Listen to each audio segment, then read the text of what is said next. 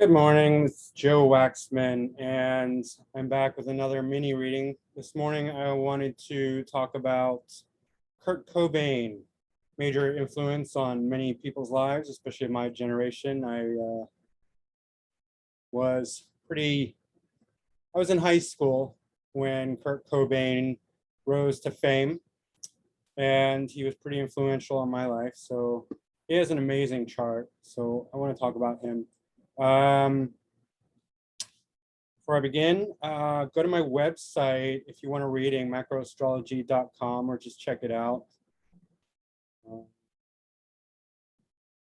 me share my screen.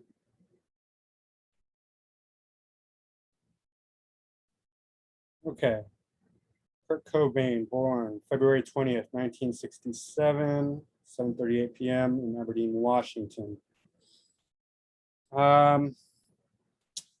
Now, as I was looking at Kurt Cobain's chart, and I just realized, like,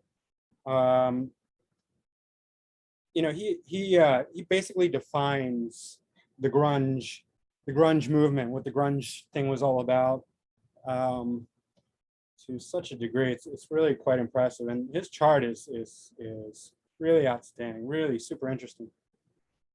I mean, you can just see like all these blue lines. This is a kite shape, such a strong kite. But let's get started. So, Sun in Pisces. Pisces is known to be creative, probably the most creative sign. I mean, Pisces and Leo, 5th and 12th houses. These are the really creative signs and houses. This is 6th house. It's a house of conflict and service and health. But interesting thing about Pisces Sun is that it does well in the 6th house for a peculiar reason, which doesn't get talked a lot about. But in the Pisces ascendant, Leo occupies the 6th house. So Pisces really shines in service to others, in daily routine. They're very generous. And so the mundane daily life is where Pisces can really shine. So Sun in Pisces sort of has that ability to give generously and to be of service, and to have that daily. They make magic out of daily life, out of regular mundane things, and that's why Pisces Sun in the 6th can do some unique properties, right? Pisces is also opposite. The house of Pisces would occupy the 12th. So there's some good polarity here with creativity, but also critical eye, because creativity is wonderful, but then you need the other side where you need somebody with that critical Virgo editing skills to be able to cut and paste and edit it to make it perfect. So for creativity, 6th house Pisces Sun is really good. They have both sides of the coin. And I'm just going to do my usual Sun, Moon, Ascendant, but then we'll go through everything and we'll put it all together. Moon in Cancer, another water sign, conjunct Jupiter, exalted. Moon is domicile in Cancer, it rules Cancer, so strong moon, very emotional. Moon and Jupiter love to be together. That's really, this is a major benefic. Jupiter and Venus are the two main benefics, but Moon is also, and Jupiter to Moon. Jupiter is exalted in Cancer. This is an excellent combination in the 11th house. So we get some 10th house spillover, so career, but 11th house cusp is right here. So overall, it's 10th, 11th. 11th, it has to do with communities and groups and networks and circles and large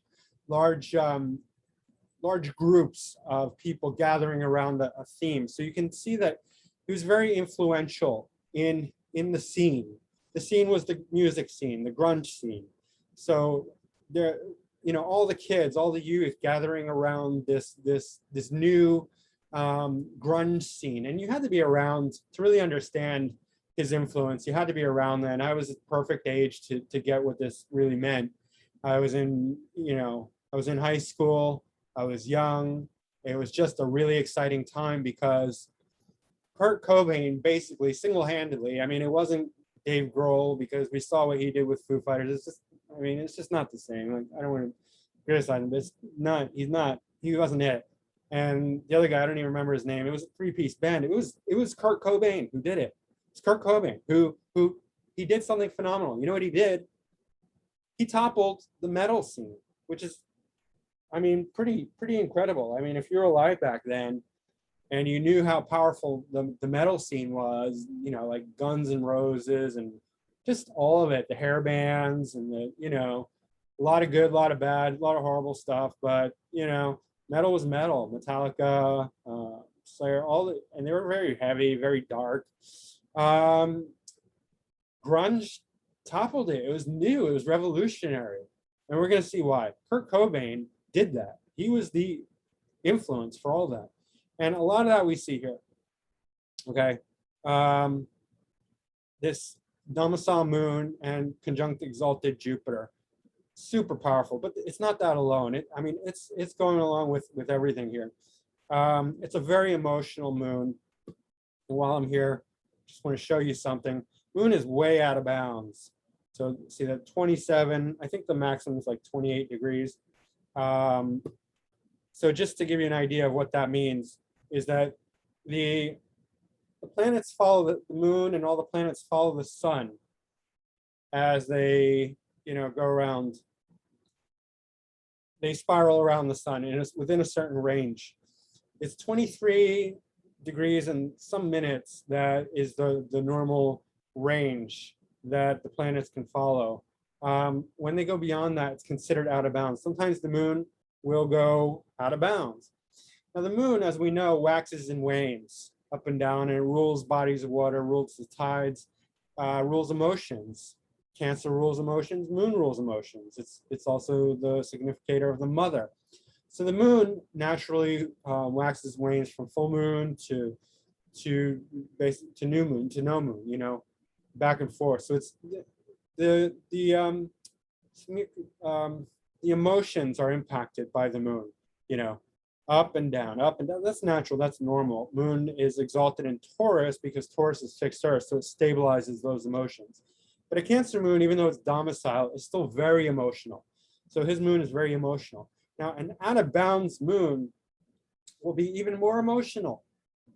It's practically the most emotional because it's way out of bounds. So emotions are way out of bounds. It means high highs and low lows and everything in between, like severe depression and just severe total elation at times, total depression at times.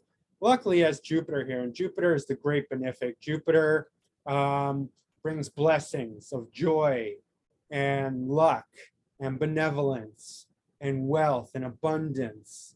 It's just expansion and all the good things. But still, you know, it's not going to make it so that when he gets depressed, that he's not super depressed, because it's still in Cancer and it's still, his moon is still out of bounds. But generally speaking, he's going to be his moon, his inner moon is going to be protected. Okay. And huge influence on the masses. 7th house is masses, but 11th house is groups that are gathered around a certain theme, and hopes, wishes, and dreams as well. And it's the career success. So it shows a very successful career. And he's bringing in elements of the 4th house, because Jupiter rules the 4th house, and Jupiter rules the 7th house cuffs. So the masses, again, huge, large numbers of people, extremely popular. And the 4th house is his roots, his home, his his early childhood development, his mother, his formative years. So like also the homeland, extremely popular in the homeland. So like Washington, he would become very popular in his hometown, his homeland. But also if the MC rules daytime success, career, IC can rule nighttime performance.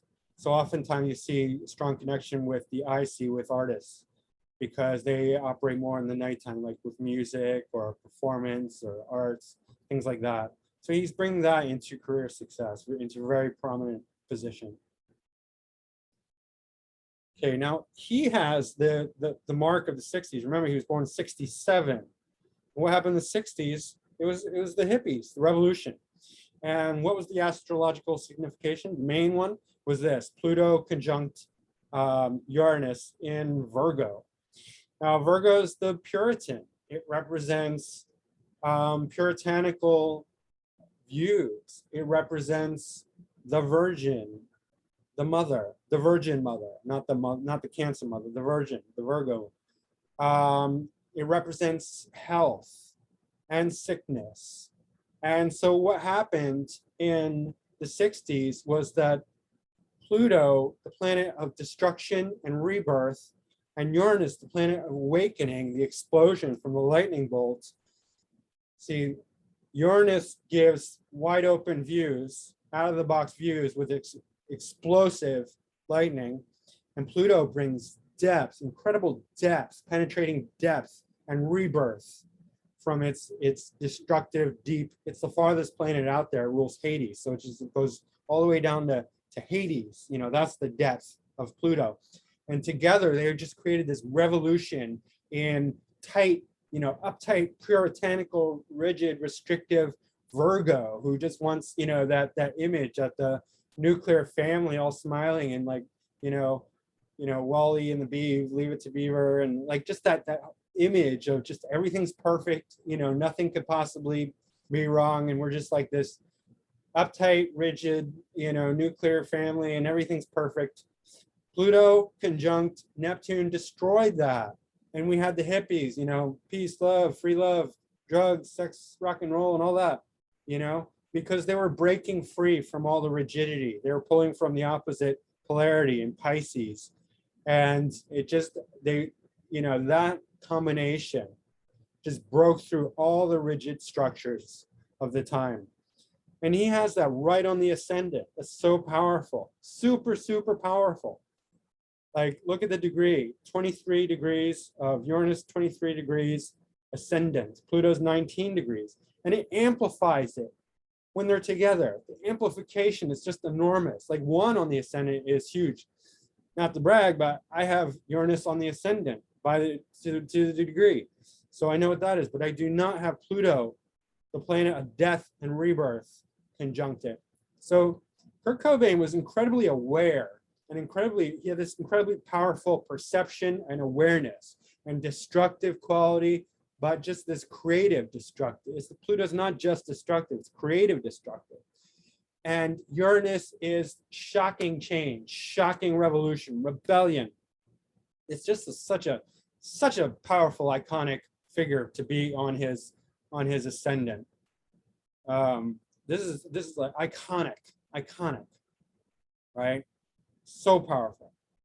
And not only that, it's directly opposite this stellium in Pisces. Pisces, remember, is creative. Sun's at 1 degree. By the way, planets at 0 degrees or 1 degree. 1 degree is less so than 0, but even planets at 1 degree, it's like a newborn baby. It's like there's the sky's the limit. They don't know their own limitations, so they can do crazy things. Planets at the very beginning can go way too far, just way too far in things, because they just don't know. They have no limitations, no experience in that sign. So Sun and Pisces can be extremely creative, okay? Even to their detriment, which we see with his early demise. But here we have Mercury, Chiron, Venus, Saturn. Okay, directly opposite his ascendant, right on the descendant, which speaks to his relationships. We know about that one, famous relationship, Courtney Love. Okay, that's represented right here. Saturn conjunct an exalted Venus. I mean, this guy's got an amazing chart, amazing. Saturn conjunct exalted Venus, conjunct Chiron, conjunct Mercury.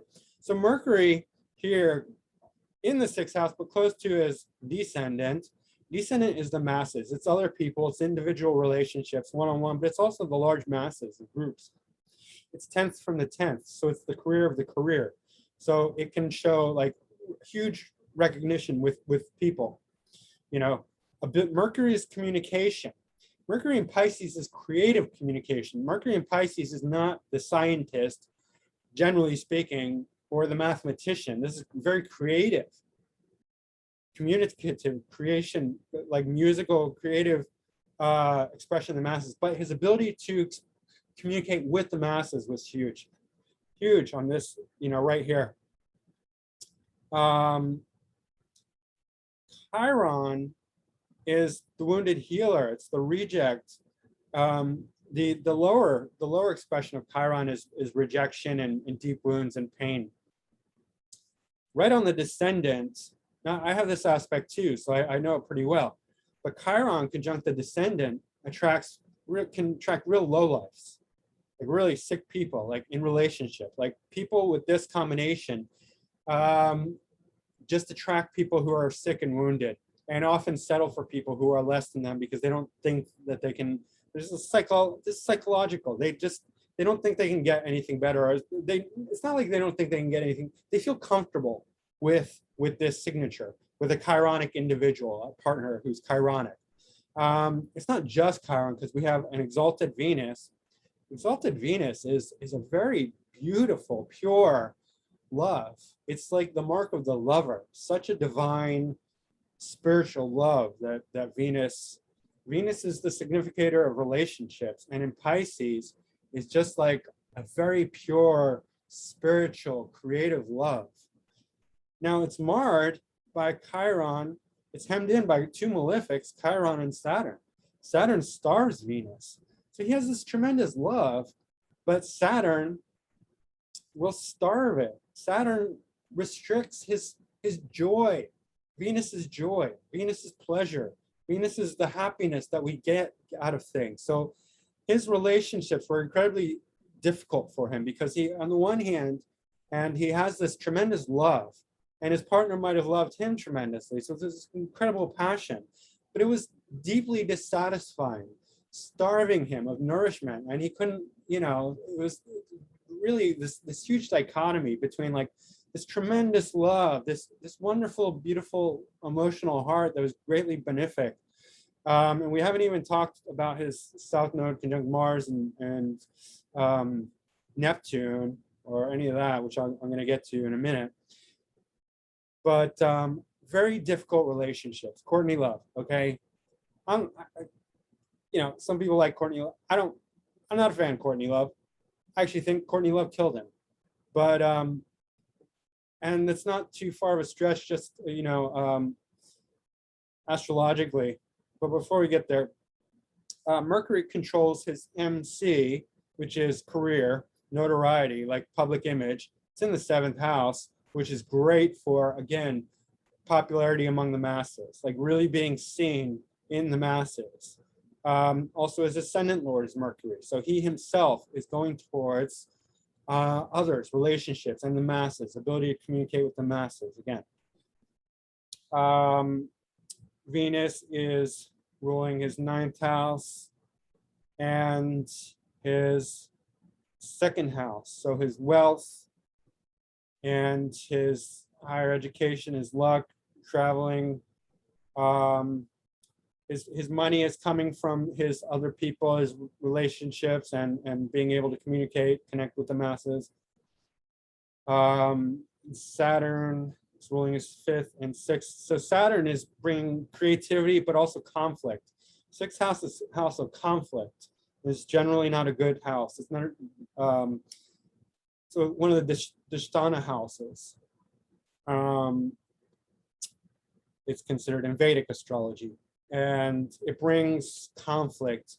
So a lot of conflict is coming into his relationships, is coming into his joy and pleasure. So this Saturn is quite a malefic, quite doing a lot of harm to his poor Venus, starving it, and so is Chiron.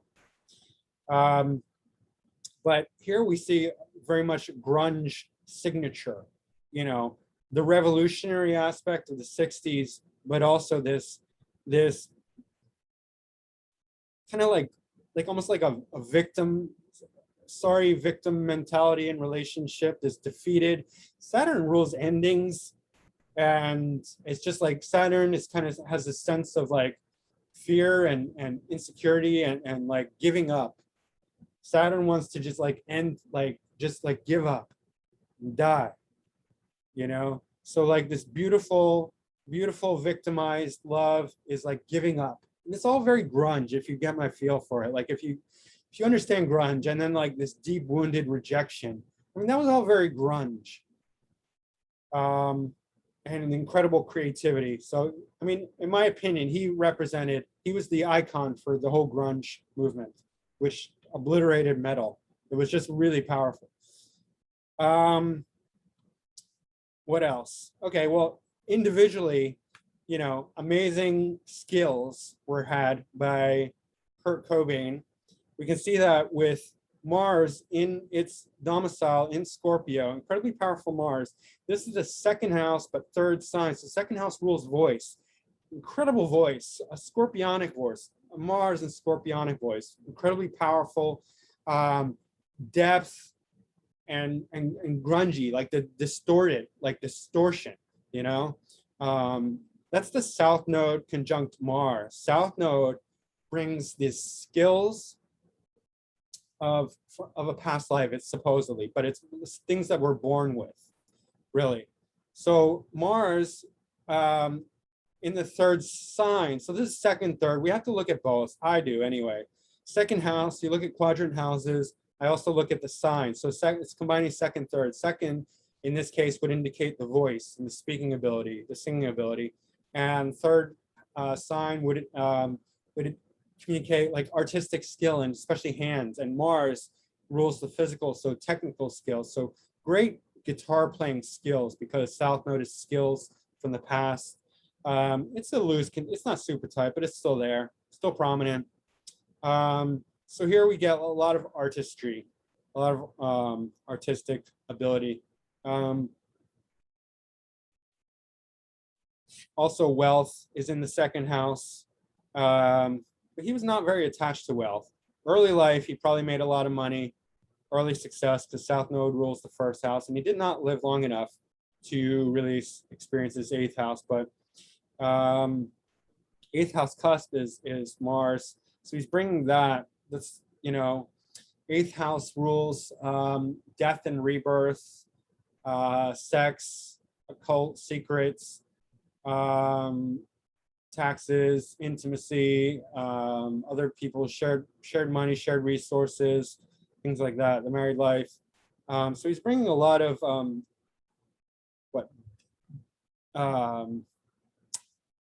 depth and all the, you know, things of deep dark things, secrets into his music, really, into his speaking and guitar playing skills.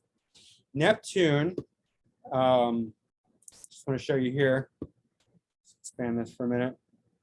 Neptune is stationary retrograde, okay? Now, stationary planets, which you may or may not have heard, are the most powerful. They bring just like, because when a planet is stationary, it can just focus, as opposed to moving very fast. When a planet is moving very fast, there's no ability to focus. When it's stationary, it can focus. And Neptune is the planet of loss, but also illusion, delusion, fantasy, creativity, and spirituality.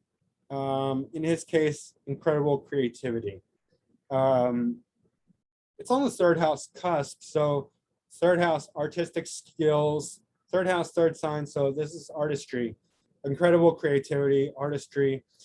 It's, you know, in a really perfect trine with exalted Jupiter. It's affecting the moon. I mean, the water houses are so strong here, and the Chiron and Venus, exalted Jupiter, Mars, moon in domicile, Mars in domicile.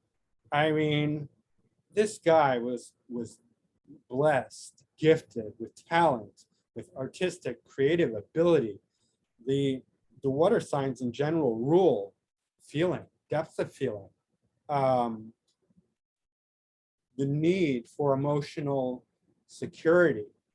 And he had it in spades, like tremendous amount of feeling, the capacity to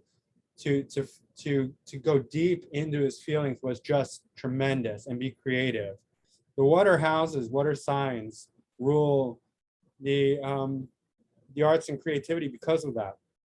Now, Virgo being opposite Pisces, like I mentioned, sixth house and Virgo rule that ability to be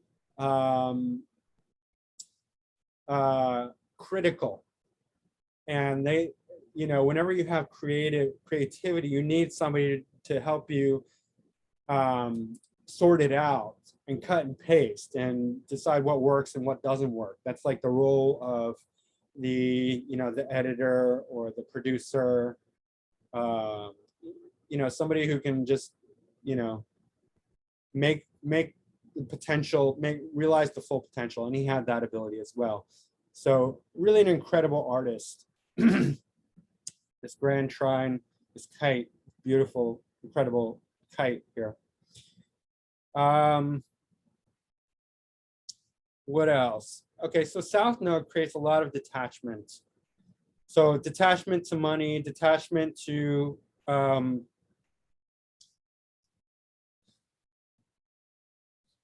well, we could look at it second, third, so family, even friends.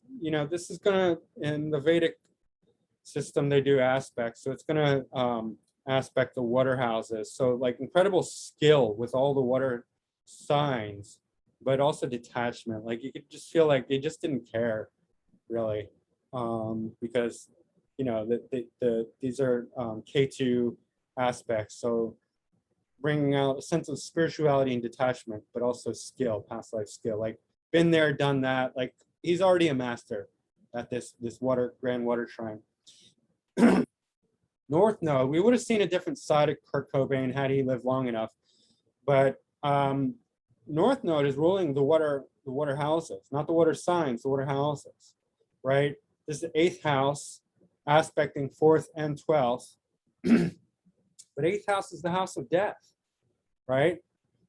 Dispositor is Venus, the Karka, significator of relationships in the 7th house.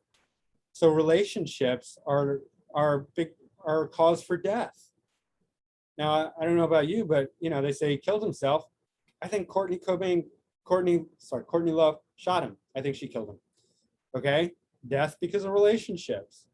I mean, North Node shows where we're going. Now, I wouldn't have been able to suss that out had I seen his chart beforehand and not known, but I would have said 8th house North Node. That's not so great. Not so great for relationships, not so great for shared resources, or, people with North Node in the 8th can become very secretive, dishonest even, because Rahu, North Node, represents falseness. It's like it's a dishonesty. It's like a yearning for power, for material wealth. And here, because it's shared resources with other people's money, as he got older, he might have turned to dishonest things or secret things or the occult, things of that nature. It's not a really great combination. So, yeah, like I said, I think it was the cause of his early demise. Normally, I don't want to look at transits for this kind of thing, but I thought I'd bring it up because I knew, like, all these people who are dying at like age 27, 28, there's a whole slew of them, right? Like I just did Amy Winehouse, and then there's like Jim Morrison, Jimi Hendrix, Janis Joplin, like a lot of the 70s guys, musicians, artists, things like that. They're all facing their Saturn return. And Saturn rules endings. And here we see it's not exactly, it didn't come to that fully, but Saturn did pass his sun. There's a Mars-Mercury conjunction right on his descendant, again, so emphasizing relationships. Mars rules violence. Mercury is his significator, his ascendant lord. and his career lord. So Mars, violence, Saturn, endings, right on the descendant, relationships. I mean, Pluto was was forming a square to his sun. It wasn't.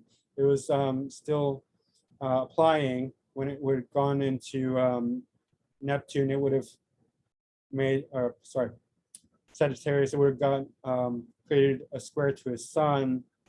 But these things are felt early. These things are felt beforehand. So I think, you know, pressure was mounting, and when Mars conjuncted Mercury right on his descendant, it just triggered this violence towards him from his partner, Courtney Love. I don't want to. I mean, that's speculative. It's not like I don't want to harm her. You know, I don't want her to, you know, can't outright accuse her, but you know, it is what it is. So that is, oh, by the way, so Sun is ruling 12th house cusp. Again, another just creative house, creative sign, in a creative sign. So just creativity off the charts creativity. Iconic, revolutionary here. And this opposite Saturn was just like mark of the rebel, right? Uranus is like, Uranus opposite Saturn is outright rebellion. It's outright rebellion. I showed that aspect with Aleister Crowley, just like, you know, screw you, I won't do what you tell me, you know, I'm going to do what I want to do.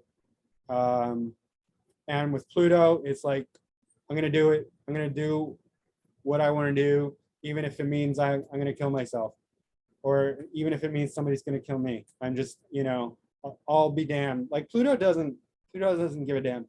Pluto's the god of Hades. It's just, it doesn't care, you know, and Pluto and Uranus together is the ultimate revolutionary, right? Just think of the hippies rebellion, the hippies, what the hippies did for the world, the 60s. He captured that spirit in a very, very painful, but deeply, deeply creative, passionate way. All right, that's Kurt Cobain in a nutshell. That's my mini reading for Kurt Cobain, childhood icon, legendary creative artist and musician, beloved by so many. All right, guys, that's it. Go to my website if you would like a reading. I do mini readings and full readings. And if you have any suggestions for me on who would be a good person to do a mini reading for, I'm love to hear it. Apply in the comments. Otherwise, like, subscribe, share. Thanks, and see you again. Bye-bye.